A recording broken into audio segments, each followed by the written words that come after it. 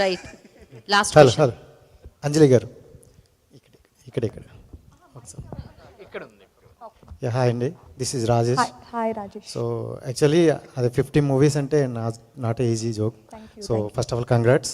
And ఈ 50 movies జర్నీలో చూసుకుంటే who is the best movie అంటే ఏం చెప్తారు?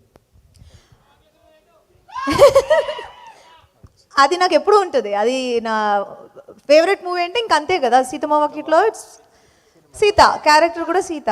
అండ్ దాన్ని తీసి పక్కన పెడితే చాలా మూవీస్ ఉన్నాయి, కానీ మీరు ఒక్క మూవీ పర్టికులర్గా అడిగితే సీతమ్మ వాకిట్లో నాకు ఎనీ గివెన్ టైం డే నాకు అదే వస్తుంది మైండ్లో. మీరు ఒక్క సినిమా అడిగితే లేదు ఒక 4-5 చెప్పొచ్చు అంటే చెప్తాను. జర్నీ ఉంది, బల్పు or you know Geethanjali. So but ఒక్క పర్టికులర్ మూవీ అంటే సీతమ్మ వాకిట్లో. అంటే హీరోయిన్గా ఎంట్రన్స్ అవుతున్నప్పుడు ప్రతి ఒక్కరికి కూడా యాక్టింగ్ చూపించుకునేది ఒక సినిమా పడితే బాగుంది అనుకుంటారు. సో ఈ సినిమా ద్వారా మీకు ఆ స్కిల్ చూపించుకునే అవకాశం ఉందంట?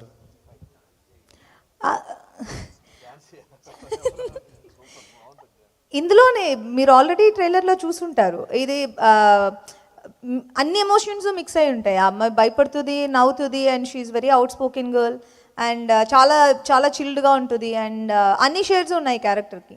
సో మనం ఎంత చేయగలిగితే అంత. లాస్ట్ క్వశ్చన్ శంకర్ అన్న. ఓకే, ఇదే ఫైనల్ క్వశ్చన్. ఫైనల్ క్వశ్చన్, ఆ తర్వాత మైక్ పాస్. అది ఇంగ్లీష్లో అడగమంటున్నాడు అంతే కదా అన్నా. This is Rajesh, Srikakulam. నన్ను అడగడానికి ఏమంటే క్వశ్చన్లు చెప్పు. శ్రీకాకుళం అంట. మీ శ్రీకాకుళమా? లేదన్న, అంటే మర్చిపోయారన్న, ఏదో జాస్లు ఉన్నట్టున్నారు. మీ శ్రీకాకుళమా? మన శ్రీకాకుళం. Okay okay. సో అంటే ఫస్ట్లో మీరు జబర్దస్త్ అంటూ ఒక మంచి ప్లాట్ఫామ్ చేసుకుంటూ ఒక గుర్తింపు తెచ్చుకున్నారు. సడన్గా కొంచెం గ్యాప్ అంటూ క్రియేట్ చేసింది. సో ఎందుకు ఆ గ్యాప్ వచ్చింది అనుకోవచ్చండి? అదే కావాలనే, అది కొంచెం ఆ గ్యాప్ మధ్యలో ఇవ్వాలి, లేదంటే బోర్ కొట్టేది. గీతాంజలికి 10 years ఇచ్చేటట్లు మీరు ఇచ్చారన్నా?